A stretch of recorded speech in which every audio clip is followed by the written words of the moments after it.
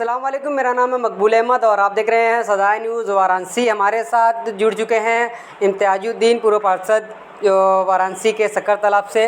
बात करेंगे कि जिस तरह से विकास के नाम पर केंद्र और राज्य जो सरकारें हैं बराबर लोगों को घर से बेघर कर रही है और उनके मकानों को ज़मीन दोज कर रही है। ऐसे में हमारे साथ पार्षद साहब जुड़े हैं। बात करेंगे कि आप काफ़ी वर्षों से राजनीति कर रहे हैं, काफ़ी पार्टियां आई, इसमें इस तरह का विकास आपने कभी देखा है? अतिक्रमण एक पूरे प्रशासनिक और शासनिक व्यवस्था का अभिन्न अंग है,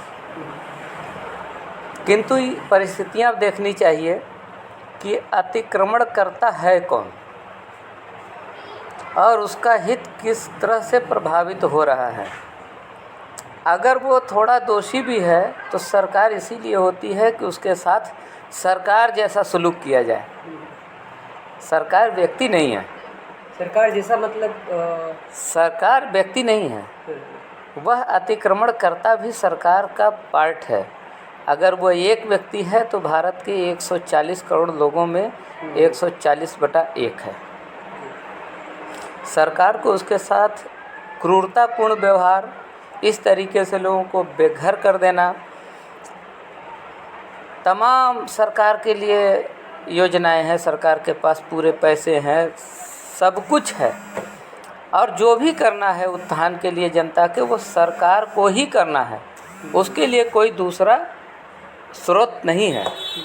तो सरकार किसी को भी विस्थापित करने से पहले न्यायपूर्ण तरीके से उसके स्थापना करने की व्यवस्था कर सकती है और ये उसका दायित्व है, उसको करना चाहिए। वर्तमान की सरकार जो रही वो ऐसा करती रही, व्यवस्था बनाती नहीं, देखिए, अतिक्रमण हमेशा हटे, मैं उससे इनकार नहीं करता, लेकिन अतिक्रमण हटाने में ये शैली कभी अपनाई नहीं गई कि पूरा का पूरा उनका घर, नौजवान बेटी है, मरीज है, बुढ़ा है, कोई भी व्यक्ति है, उसको बेघर करके आप सड़क पर छोड़ दे रहे हो।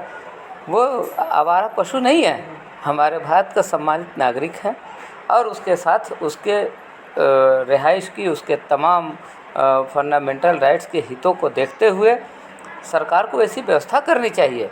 भले आप उसको शेल्टर होम में ले जाएं, लेकिन आप ले जाएं, उनको आश्रय दें।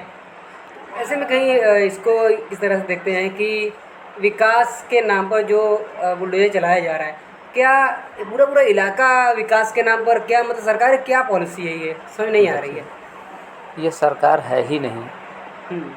ये सरकार एक स्वतंत्रता संग्राम सेनानियों की भावनाओं के विपरीत एक मैंडेट है और वो मैंडेट जिसका स्वतंत्रता संग्राम से कोई सरोकार नहीं है, वो कभी देश के हित में, देश के नागरिकों के हित में काम कर ही नहीं सकती। उनके अंदर वह सोच ही नहीं है, उसको ले करके वो राजनीति में आए ही नहीं है। अच्छा, तो उसको ले करके वो राजनीति ही नहीं है, उनका पार्ट अलग, एकदम उनका पार्ट ही अलग है। ये मैंडेट जो आया ये एक पार्ट है, उसमें काफ़ी हमारे युवा भटक गए, काफ़ी हमारे दलित वर्ग के लोग भटक गए, हमारे अल्पसंख्यक लोग भटक गए, सारे लोग उसमें उस लहर में बह गए जिनको अब एहसास हो गया है।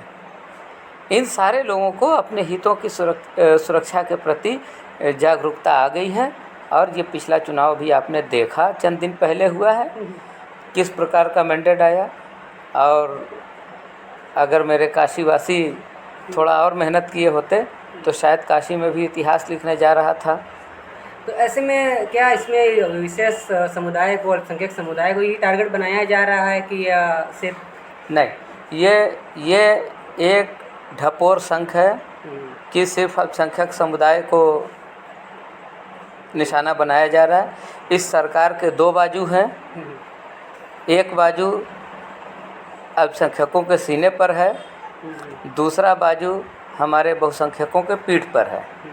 हमको दिखा करके पीछे ढकेल रही है और इनको आगे को ढकेल रही है, ढकेल दोनों को रही है। तो जिस तरह से ये अभी जो चुनाव हुआ इसमें इसका जवाब मिला है, इससे पहले भी जो बुलडोजर चला था जो मकान पर, तो कहीं ना कहीं जनता ने इनको बता दिया। बिल्कुल बताया। तो कहाँ से ये कमी रहेगी इंडिया गठबंधन को? थोड़ा सा इस पर भी आते हैं कि इंडिया गठबंधन में कहाँ कमी रहेगी कि वो सरकार नहीं बना पाए। इंडिया गठबंधन पूरे देश का मामला है, तमाम महान नेता उसमें लगे हैं। उसमें हम तो एक सड़क के कार्यकर्ता हैं, बस अपनी राय रख रहे हैं। हमारा विचार देश का विचार नहीं हो सकता, लेकिन देश के नागरिक होने के नाते देश के लिए ही रख रहा हूँ कि इंडिया गठबंधन को इस सरकार ने बिल्कुल पंगु कर रखा था। न तो हम विपक्ष के नेताओं के पास आर्थिक स्रोत था मजबूत, न उनके ट्रांसपोर्टेशन का व्यवस्था था मजबूत। इंडिया गठबंधन अगर एक सीट पाया है तो इनकी 10 सीट के बराबर, इनके 10 सीट के बराबर वो एक सीट है, इसलिए कि वो एक सीट जनता ने दिया है। इंडिया गठबंधन अपने दम पे नहीं लड़ा है, उसको जनता ने गोद ले लिया और जनता ने गोद ले करके उसको लड़ाया। और ये लोकतांत्रिक तरीके से चुने हुए सारे मेंबर हैं, जिनके चुनाव में न तो धन का प्रभाव चला है, न जाति का प्रभाव चला है, कुछ नहीं। जनता ने लोकतांत्रिक तरीके से इन लोगों को गोद लिया, पूरे गठबंधन को, और देश हित में अपना मैंडेट दिया। उसमें जो कालाबाजारियाँ हुई, पैसे के लेन देन या जो कुछ भी हुआ, हमारे गठबंधन के प्रत्याशियों के पास तो बूथ के पैसे नहीं थे कि वो बांट सकें, तो जनता ने उनको गोद लेकर के लड़ाया है। हर तरीके से आर्थिक रूप से, बिल्कुल, हर तरीके से फाइनेंशियल तरीके से उनको ब्लॉक कर दिया गया और कमज़ोर किया गया। देश की सोच गठबंधन के साथ था, है और आगे भी रहेगा। तो जिस तरह से अभी जो बुलडोजर चल रहा है, अभी उपचुनाव आने वाला, क्या इसका भी अभी इसको उनको डर नहीं है कि उपचुनाव जीतेंगे कि हार जाएंगे? नहीं, देखिए, हमारे इस सरकार की मजबूरी है कि पूंजीपतियों के इशारे पे ही उनको काम करना है। मैंने कहा ना कि ये एक अलग तरह का मैंडेट है जिसका जनता के हितों से सरोकार नहीं है। उसमें बहुत से बेकसूर लोग, जिन्हें ज्ञान नहीं था या जो भावनाओं में बह गए, उन्होंने उस समय वोट कर दिया, अब वो पछता रहे हैं। और ये सरकार उसको दूसरे तरीके से कैश कर रही है। सरकार सोच रही है कि मेरे मीठे भाषण पर, मेरे प्रलोभन में ये लोग फंस रहे हैं, तो हमको तो फंसाना है, और ये फंसा रहे हैं। लेकिन जनता जागरूक हो गई, इंडिया गठबंधन के रूप में विकल्प है। और मैं तो कह रहा हूँ कि विधानसभा का चुनाव तत्काल करा देना चाहिए। अगर इस सरकार को अपने दम पर भरोसा है तो तुरंत करा के चुनाव देख ले, अभी पता चल जाएगा।